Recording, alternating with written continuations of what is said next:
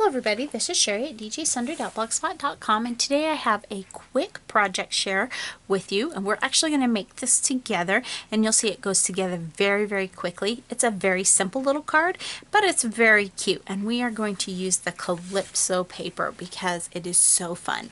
So the first thing that I've done is I've taken a piece of white daisy cardstock and I've cut it into 8 inches long by 4 inches wide. I've scored it in the middle, so now I have a 4 by 4 inch card base.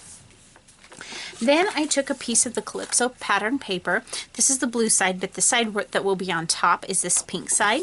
And what I've done is I've cut it to be 3 7/8 inches square. And I am having some pink ATG issues today, so bear with me. This is the second part of the video, or the second time I've shot this beginning of the video because the ATG malfunctioned. So I want this very definitely has a direction, so you either will, the way I've cut it, it will either be vertical or horizontal. I want the stripes to be going horizontally, and you will see that when I put this on my card base, you have to be kind of careful because there's so little border that it's kind of difficult to always get it straight, but you'll see it's very simple, very cute. So now we're going to put another layer, and this layer is the flamingo layer. Isn't that fun? Now the back side of it is the pineapples, but I don't want to use the back side for this one, or the other side. I'm not sure which is front and which is back. I think the pineapple is actually the front side because it's the way the strip goes, but that's okay, we won't tell. So now I'm just going to center my flamingos. Now I did cut that so that I have a little bit more of the pink showing through, so it's cut at a 3 5/8 inch square. So we're going to set our card aside and we're going to do our stamping. So somewhere buried over here on my desk, we've got the little stamp pad that we'll be stamping on. And then I have a 1 inch by about 3 inch piece of white daisy cardstock.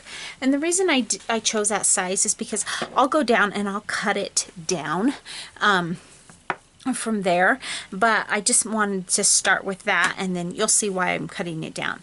So I just have some black Close to My Heart Exclusives ink, and we're just going to ink up our stamp. Now this stamp set was from the last Seasonal Expressions catalog, and unless they've put some in the clearance, they're gone, but they're still fun, and I wanted this Congrats.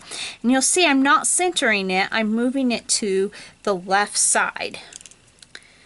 And actually, I believe that I may not end up cutting much off now that I have that all placed.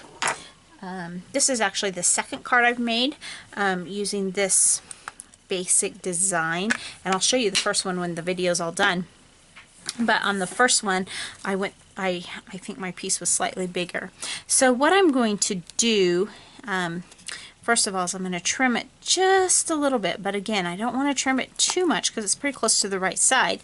And then I'm going to make a banner, and how I do it, other people may do it differently, but I go by the middle, and I'm an eyeballer. I don't really do a lot of measuring, but I cut a little strip down the middle, and then I go from the corner to the tip of that little slit that I cut on either side, and that gives me a little banner. Okay, so we're going to set that aside. Now I could pop this up on washi if I wanted, or on foam tape, or maybe some really dimensional glue dots, but I just want a flat little card. Again, the goal here is to go super simple, and we're just going to put that all the way to the side, and it kind of blends in on the side, and I'm okay with that.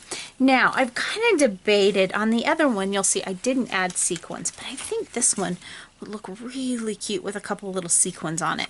So let's just kind of play with it and see. Kind of throw that one there. Maybe put this one here. Now I want 3. How do I want to put that one? Maybe I'll just kind of move that one over. And it's kind of difficult to go in a triangle with the shape of this. It kind of makes a triangle, I guess, but I think that's cute just like that. So there we have the outside of our card, but we're not quite done because remember, this comes with this beautiful washi tape.